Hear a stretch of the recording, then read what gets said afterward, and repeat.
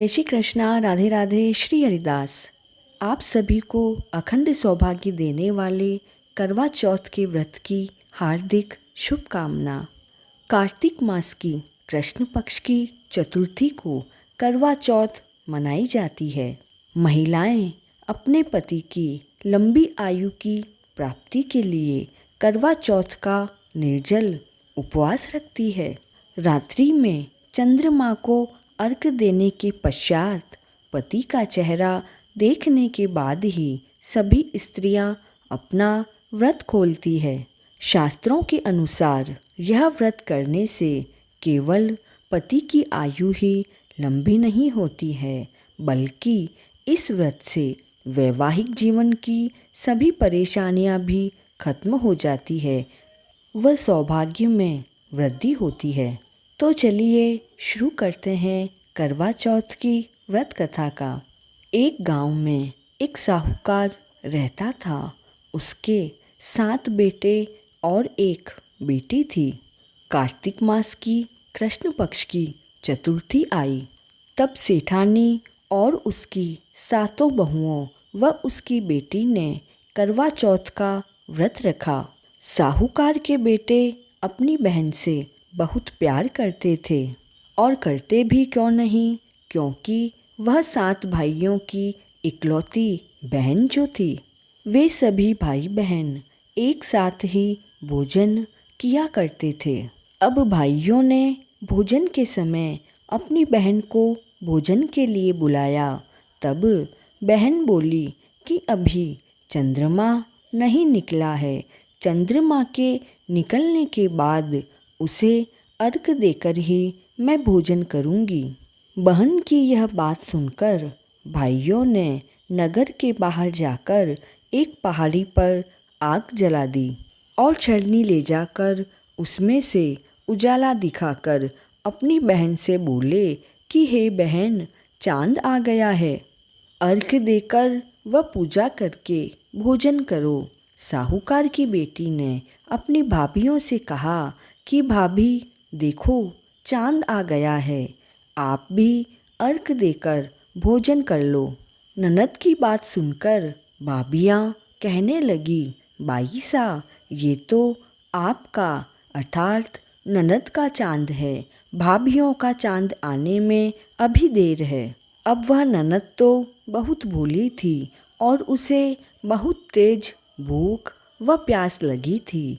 वह चांद को अर्घ देकर भोजन करने बैठ गई। जैसे ही उसने पहला कौर खाया, तब उसे छींक आ गई।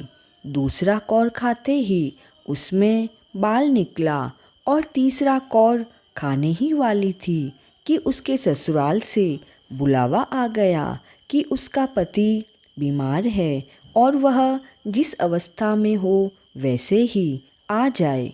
अब बेटी को विदा कराने के लिए माँ ने बक्से में से कपड़े निकालने लगी तो काले कपड़े मिले।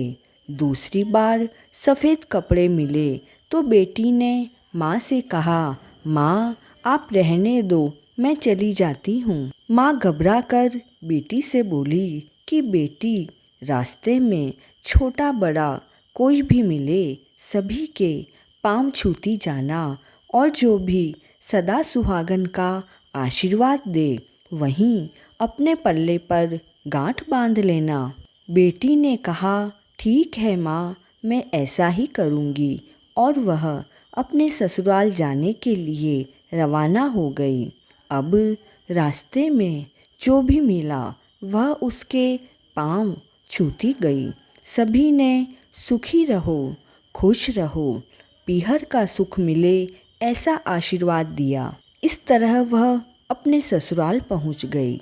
वहां पहुंचते ही दरवाजे पर ही उसे उसकी छोटी ननद दिखाई दी, जो कि खेल रही थी। जब उसने उसके पाँव छुए तो उसने कहा, सदा सुहागन रहो, पुत्रवती रहो और बूढ़ी सुहागन रहो, ऐसे आशीर्वाद दिए।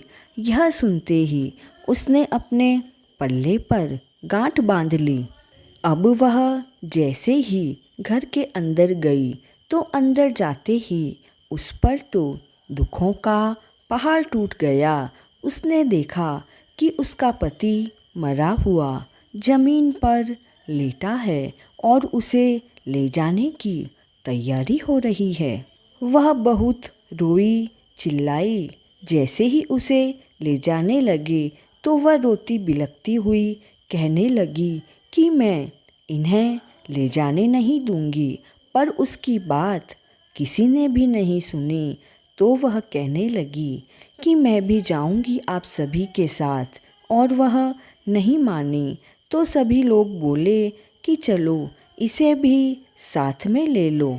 अब जब वहाँ जाने के बाद उसे पति का जलाने का समय आया तो वह बोली कि मैं इन्हें जलाने भी नहीं दूंगी। तो सभी बोले कि पहले तो अपने पति को खा गई और अब उसकी मृत्यु भी खराब कर रही है। ऐसा कहने के बाद भी वह नहीं मानी और जिद पर अड़ गई। गांव के लोगों और परिवार वालों ने यह निर्णय लिया कि इसे यहीं रहने दो, इसके लिए एक झोंपड़ी बना दो। तो वह वहाँ अपने पति को लेकर रहने लगी। वह अपने पति के शरीर की साफ सफाई करती और उसके पास में ही बैठी रहती। उसकी छोटी ननद दिन में 2 बार आकर उसे खाना देकर जाती। वह सभी चौथ के व्रत करती और चांद को अर्घ्य देती। तब चौथ माता आती तो चौथ माता कहती, करवो ले भाइयों की प्यारी बहन, करवो ले घणी भूकालू, करवो ले घणी तिसालू, करवो ले 7 भाइयों की बहन, करवो ले पीहर पूरी, करवो ले। तो वह कहती कि चौथ माता बोलो कि सदा सुहागन, करवो ले। चौथ माता कहती कि मेरे से बड़ी मेरी बहन आएगी तो उनके पाँव पकड़ लेना और कहना कि मेरे पति के प्राण देकर जाओ। ऐसा कहते करते वर्ष की सभी चौथ आई और यही कहकर चली गई। फिर आश्विन माह की चौथ आई और कहने लगी कि तुझसे कार्तिक माह की कृष्ण पक्ष की चौथ माता नाराज है, वही तुझे तेरा सुहाग वापस लौटाएगी। वो जब आए तो तुम उनके पाँव पकड़ लेना और छोड़ना मत। अब जब करवा चौथ आने वाली थी तो उसने अपनी ननद से पूरे श्रृंगार का सारा सामान मंगवाया व करवे भी मंगवाए। अब यह बात जब सास को पता चली तो उसने कहा कि वह तो पागल हो गई है और वह जो भी मांग रही है वह उसे ले जाकर दे दो। इधर साहूकार की बेटी ने करवा चौथ का व्रत रखा। चांद निकलने पर अर्घ्य दिया, चौथ माता की पूजा की। जब चौथ माता प्रकट हुई तो चौथ माता बोली, करवो ले 7 भाइयों की प्यारी बहन, करवो ले चालनी में चांद देखने वाली, करवो ले घणी भूकालू, करवो ले घणी तिसालू, करवो ले।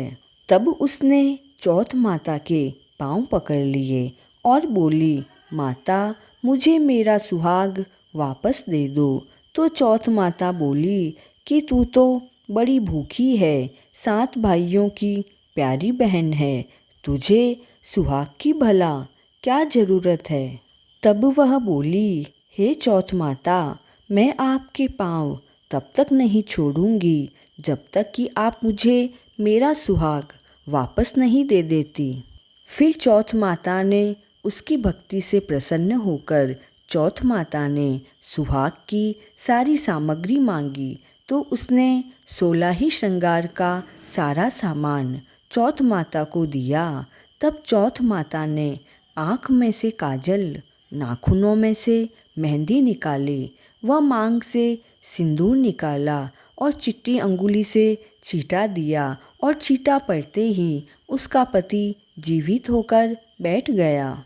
और चौथ माता जाते जाते उसकी झोंपड़ी पर लात मार के गई, जिससे उसकी झोंपड़ी महल बन गई।